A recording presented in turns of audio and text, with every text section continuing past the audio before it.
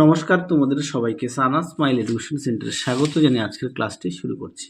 আজকে তোমাদের সঙ্গে আলোচনা করব তোমরা যারা সপ্তম শ্রেণীর প্রথম পর্যায়ক্রমিক মূল্যায়ন পরীক্ষা দেবে তোমাদের জন্য রায় ও মার্টিন প্রশ্নবিচিত্র থেকে আজকে সমাধান করব সপ্তম শ্রেণীর পরিবেশ ও বিজ্ঞান বিষয়ে মডেল নম্বর 9 অর্থাৎ 9 নম্বর স্কুলে যে সমস্ত ছোট ও বড় প্রশ্ন আছে তার সমস্ত প্রশ্নের উত্তরের সমাধান করে দেখাবো। চলো দেরি না করে মূল বিষয়ে যাওয়া যাক।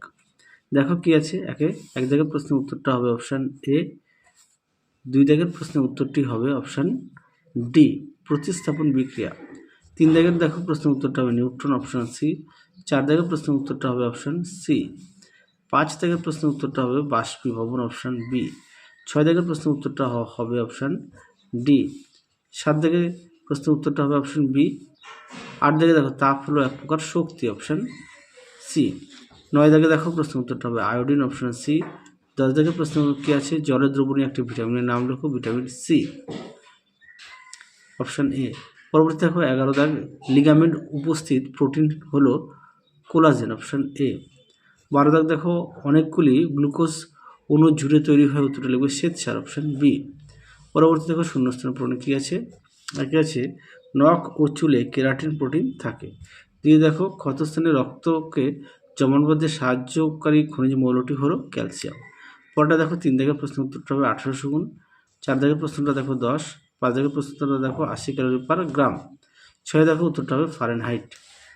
পরবর্তী প্রশ্ন দেখো এক দাগের প্রশ্নটা দেখো, তোমাদের উত্তরটা দেখো।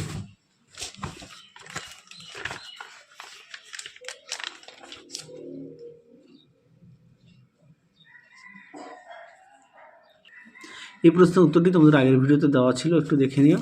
পরটা দেখো 2 দাগ, মাটির কলসিতে জল ঠান্ডা থাকে কেন? দেখো এই প্রশ্নের উত্তর তোমাদের পাঠ্য বই থেকে দেখায়, পাঠ্য বই 13। দেখো এখান থেকে এই পর্যন্ত উত্তরটি লিখবে, পেজ নাম্বার 13। পরবর্তী দেখো কি আছে, 3 দাগ, বিয়োজন বিক্রিয়া বলতে কি বোঝো? দেখো প্রশ্নের উত্তর পাঠ্য বই পেজ নাম্বার হচ্ছে 98।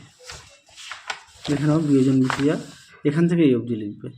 আর একটা উদাহরণ এটা দিতে পারো বা এটা দিতে পারো, পেজ নাম্বার 98 পাঠ্য বইতে। পরবর্তী দেখো একটি সমাধান বিধান দেওয়া আছে, দেখে নাও। এটা 2 হবে, এটাও 2 হবে, বিদাগটা এটা 3, এটা 2 লিখবে। পরবর্তী দেখো জীবদেহের জলের দুটি ভূমিকা লেখো। দেখো পাঠ্য বইতে দেখে নাও পেজ নম্বর 178 জীবদেহের জলের ভূমিকা দেখে নাও, সুন্দর করে দেওয়া আছে, তোমরা অবশ্যই পড়ে নিয়ে লিখবে।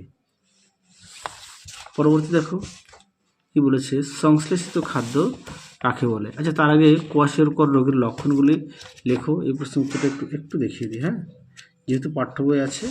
দেখে নাও লক্ষণগুলি, এখান থেকে এই পর্যন্ত তোমরা লিখবে, পেজ নম্বর হচ্ছে 165। আর এখানে একটি প্রশ্ন আছে, সংশ্লেষিত খাদ্য কাকে বলে, উদাহরণ দাও।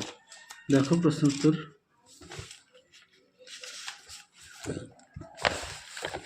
দেখে নাও, এখান থেকে এই অবধি লিখবে। তাহলে চলো আজকের মতো এখানেই সমাপ্ত করছি, আবার দেখা হবে খুব শীঘ্রই তোমাদের পরবর্তী ভিডিওতে। তোমরা সবাই সুস্থ থেকো, ভালো থেকো, আজকের মতো টাটা।